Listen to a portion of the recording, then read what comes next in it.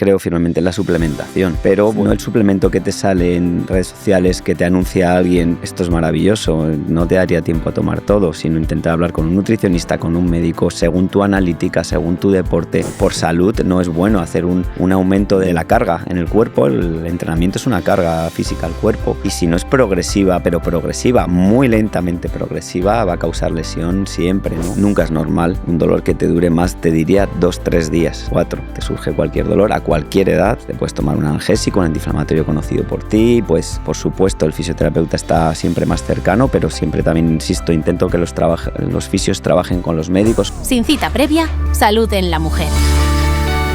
Un podcast de Adeslas, con Esther Gómez, mi enfermera favorita.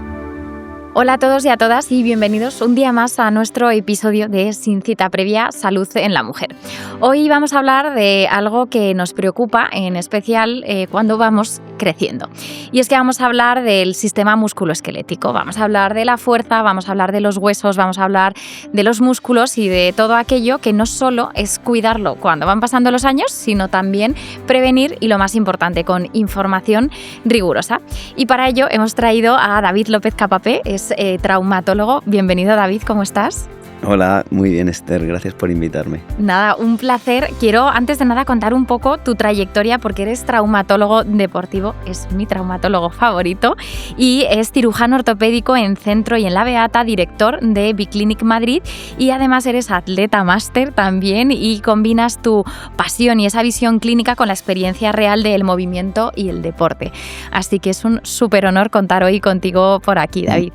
Muchas gracias. Quiero empezar con una pregunta. Sabes que nuestro podcast está enfocado en lo que es toda la salud de la mujer, y a mí me gusta preguntar, ¿no?, pues esas particularidades que, aunque el ser humano pues seamos iguales en muchas otras cosas, va a haber algunas diferencias, como el caso de la mujer, los huesos y la menopausia, que yo creo que esto escuchamos muchísimo hablar.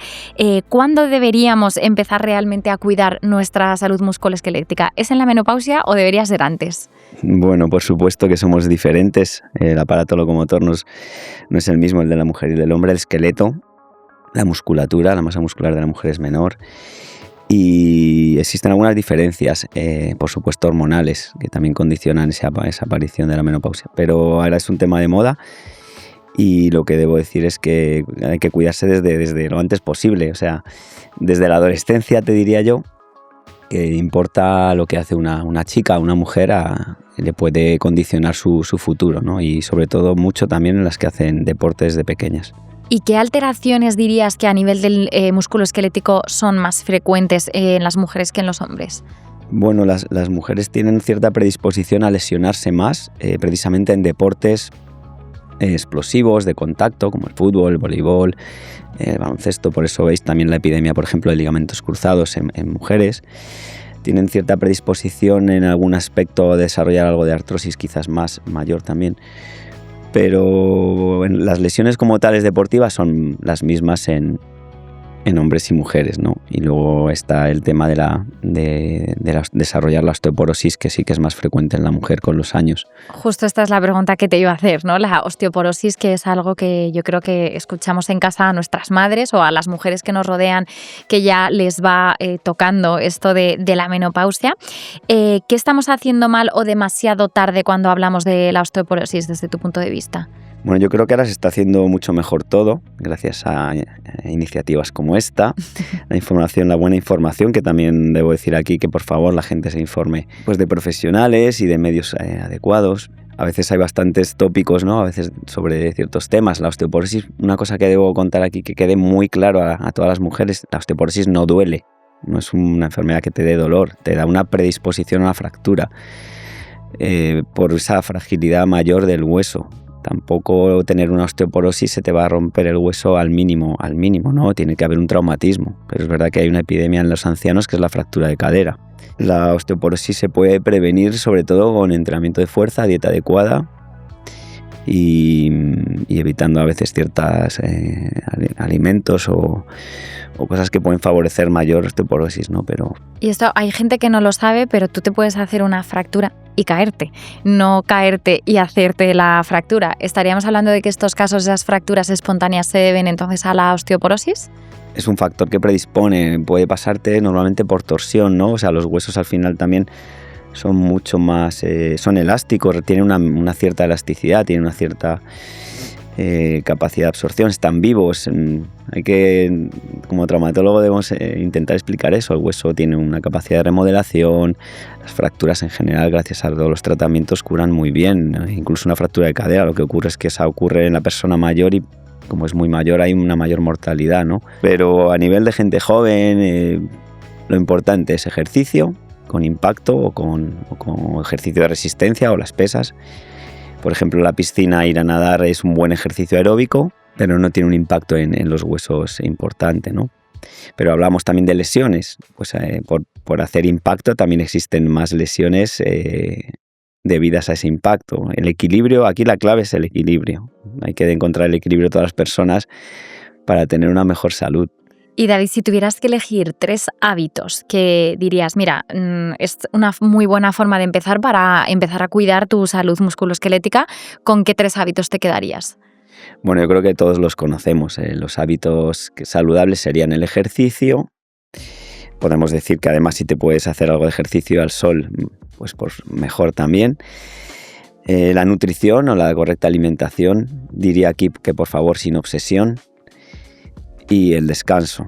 Entonces, si toda persona, mujer u hombre, para osteoporosis o para otras múltiples enfermedades, que tenga esos 3 pilares de salud, los maneje bien, va a estar mucho más sana. Y hay que añadir luego la salud mental, pues las amistades, las relaciones sociales, y con eso, pues desde luego el cuerpo y la mente va a estar mucho mejor. Totalmente. Y David, voy a coger de ahí, me quiero centrar en el ejercicio de fuerza.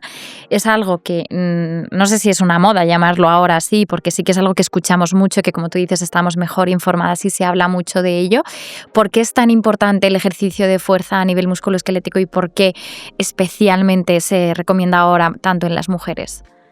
Bueno, posiblemente porque no hacían, para empezar. Realmente eso es llamativo. Ahora la de chicas jóvenes que van al gimnasio, también creo que van por un componente estético muy importante, desarrollar la musculatura, por ejemplo, del glúteo.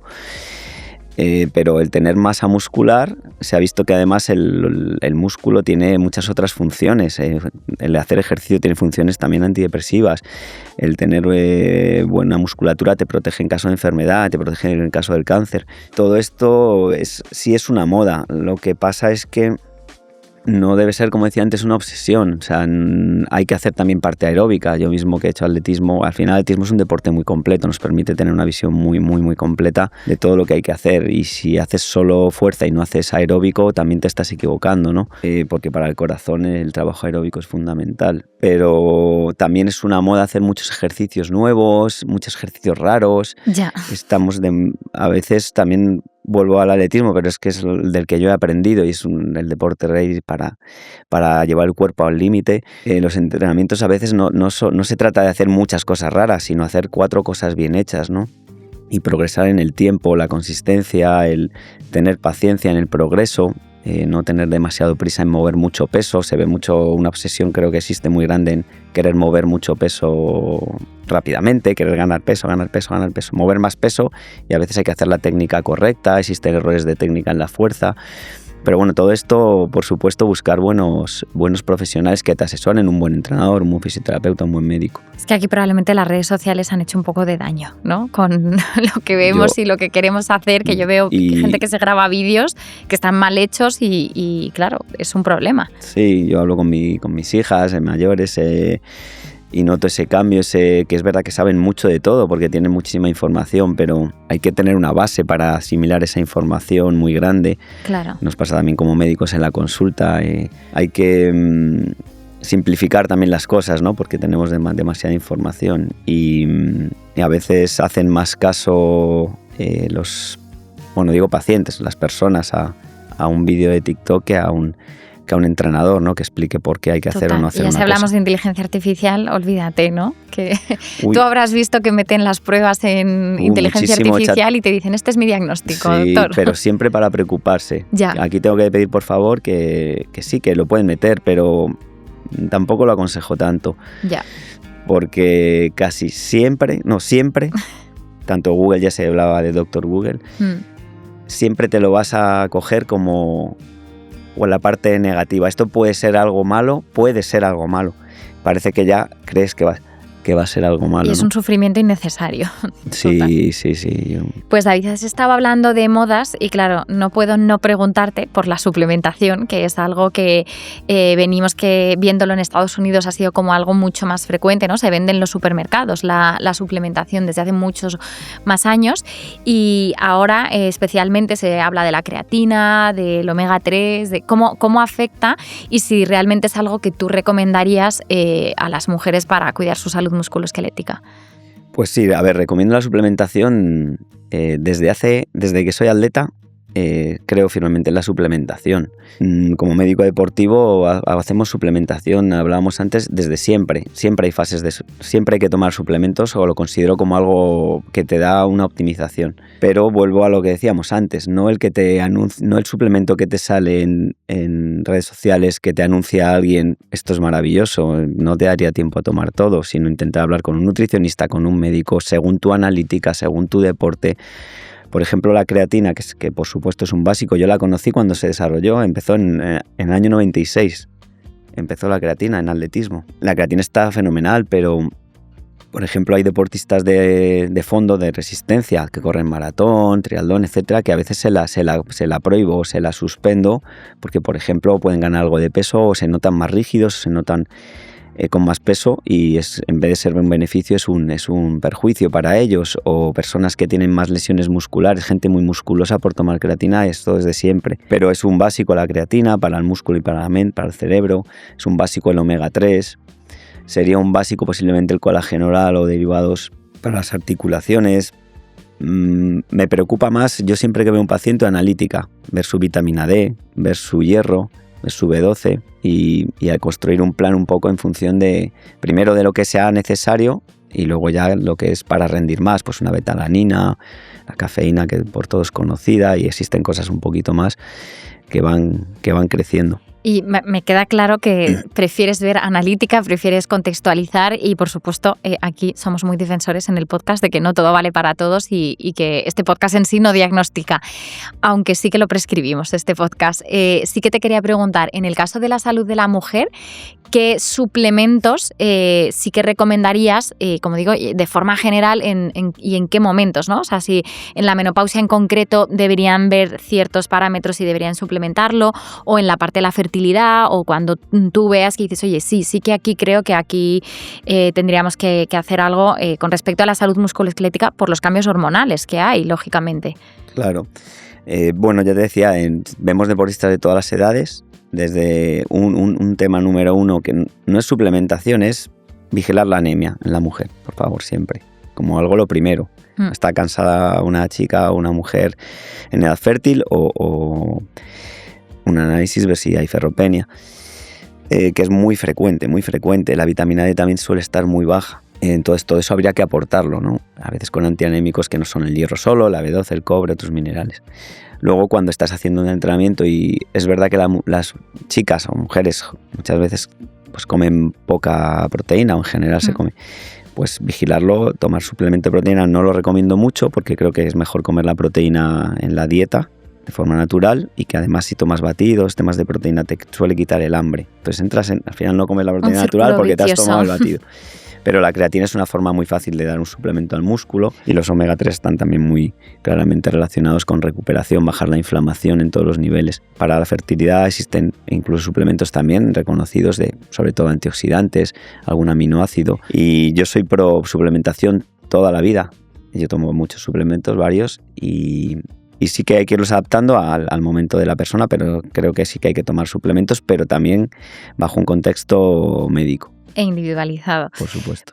David, aquí hay una cosa que es de hecho lo que me llevó a conocerte a ti, y es que yo viví y estoy un poco, ¿no?, con ese dolor, entre comillas, crónico, soportable, pero lo hemos normalizado, ¿no?, muchas veces. Y yo lo escucho a muchas amigas, ¿no?, que dicen, tengo dolor de espalda, tengo dolor de rodillas, tengo dolor de cadera, y convivimos con ello. Pero yo te conocí a ti y me dijiste, Esther, no hay que vivir con dolor. ¿Cuándo ¿cuándo recomiendas que ese dolor no solo no es normal, sino que requiere de un contexto médico y de una atención? Bueno, nunca es normal. Un dolor que te dure más, te diría 2-3 días, 4. Te surge cualquier dolor a cualquier edad, pues te puedes tomar un analgésico, un antiinflamatorio conocido por ti, pues por supuesto el fisioterapeuta está siempre más cercano, pero siempre también, insisto, intento que los fisios trabajen con los médicos. Soy un pro fisioterapia, pero porque los fisios también pues tengan su diagnóstico, o sepan que a veces hay que infiltrar, a veces hay que operar, que trabajemos en equipo. Pero toda persona con un dolor que no sabe lo que es y que se prolonga en el tiempo no puede aceptarlo, y luego no puede aceptarlo porque su sistema de salud, digamos de atención, no le dé solución. Tendrá que buscar una solución, un diagnóstico, unas pruebas, un tratamiento. Si tiene que buscarlo fuera del ámbito pues de su sistema de salud público o de compañía médica, pues tendrá que buscarlo de forma privada. Y bueno, a eso nos dedicamos, ¿no? También a dar una atención muy rápida, más personalizada, más individualizada, y creemos que mejor. Pero nunca debes convivir con un dolor sin querer tratarlo. No digo que hay muchos dolores, como la artrosis, por ejemplo, es algo que vas a mantener en los años, o la osteoporosis, pero tú tienes que tratártelo. Digo, hay que tratarlo, no quiere decir que te vayas a curar. Entonces muchas personas, como parece que no ven curación, pues asumen que no deben hacer nada.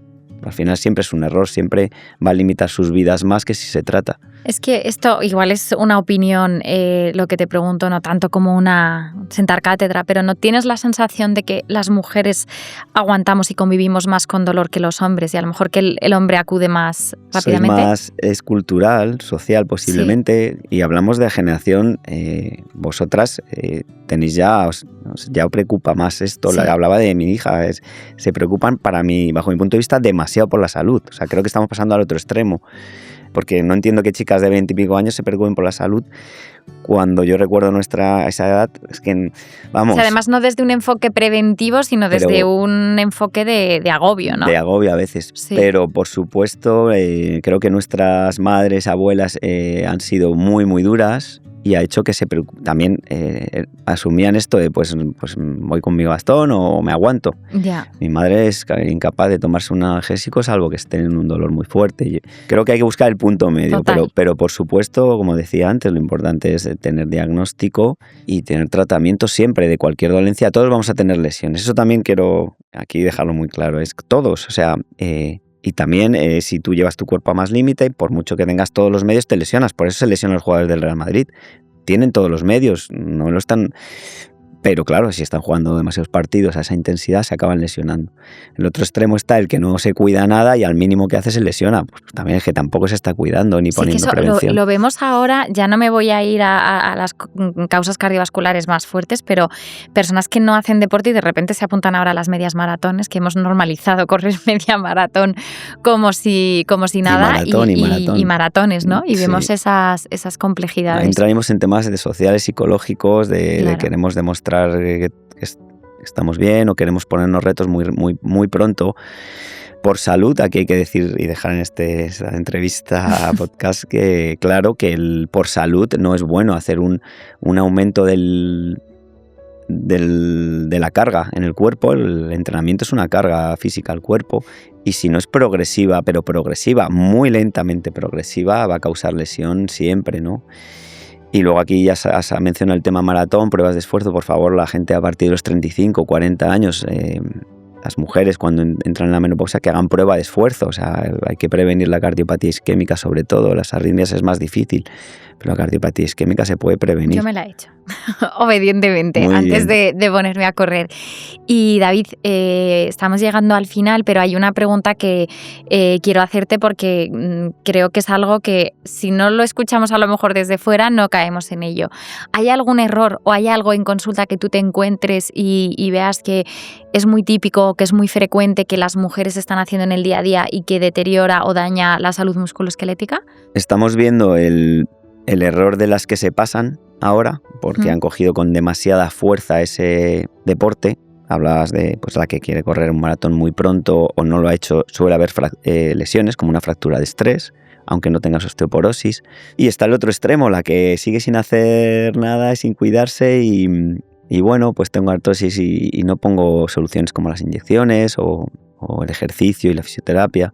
Entonces que casi encontramos eso, mucha diferencia según el perfil, según la persona, pero los dos extremos son malos y Claro. el equilibrio sería hacer un deporte de forma moderada y progresiva, tomar suplementos, ir a tu fisioterapeuta y tener un control médico.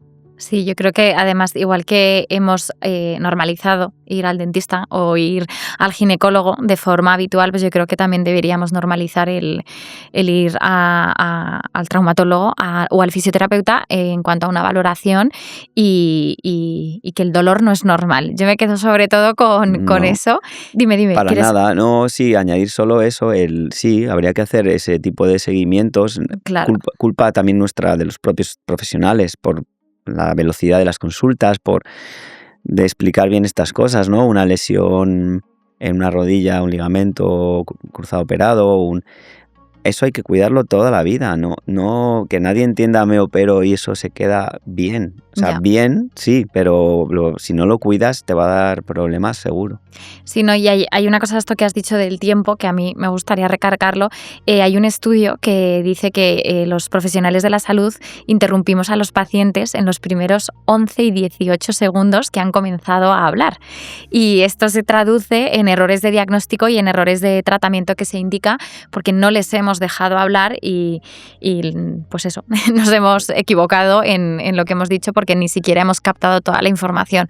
O sea, que también que esto lo tengamos en cuenta los profesionales de la salud. Sí, pero me resulta curioso que me comentes eso porque una cosa que yo veo ahora también que ha cambiado en las personas de hoy en día por la información, que muchas veces veo que la consulta, en vez de dejar que la dirija el profesional, Ya. veo que te quieren soltar digamos, su historia Sí.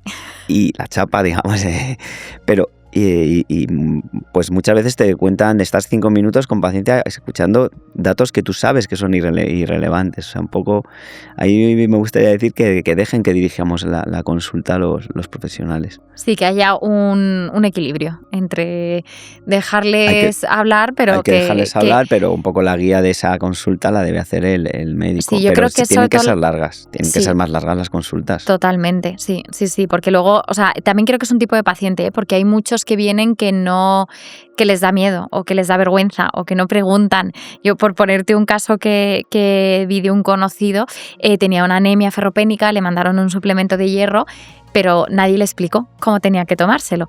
Y sabes que el hierro, ¿no? Pues se debe tomar en unas condiciones de ayunas, facilitarlo con vitamina C, evitar la leche, evitar determinados alimentos, y llevaba 2 meses tomándolo incorrectamente y no había notado ningún beneficio. Claro. Porque nadie le explicó cómo debería tomarlo. Sé que no es tu caso. No, que te hay que conozco, conseguir que las consultas sean más largas, pero ahí volvemos al medio de salud en el que trabajes, ¿no? Por ejemplo, en mi consulta es larga, tengo 20 minutos, pero en citas pues trabajas con compañeros son de cada 5 o 10 minutos. Vi algo publicado el otro día que España es uno de los sitios que atención primaria tiene menos tiempo. Hay que intentar que tengamos más tiempo para poder hablar más con los pacientes, sí. Totalmente. Pues David, estamos llegando ya al final y yo hay una pregunta que hago a todos los invitados, y es que, bueno, pues desde tu perspectiva, ¿cuál sería una recomendación que darías a las mujeres que nos escuchan? Puede ser un libro, puede ser un plan, puede ser lo que tú quieras. Bueno, no, daría una palabra aquí, equilibrio. Y fenomenal. Creo que equilibrio y sin obsesión, ¿no? Sin machacarse, sin culpabilizarse de no he hecho esto.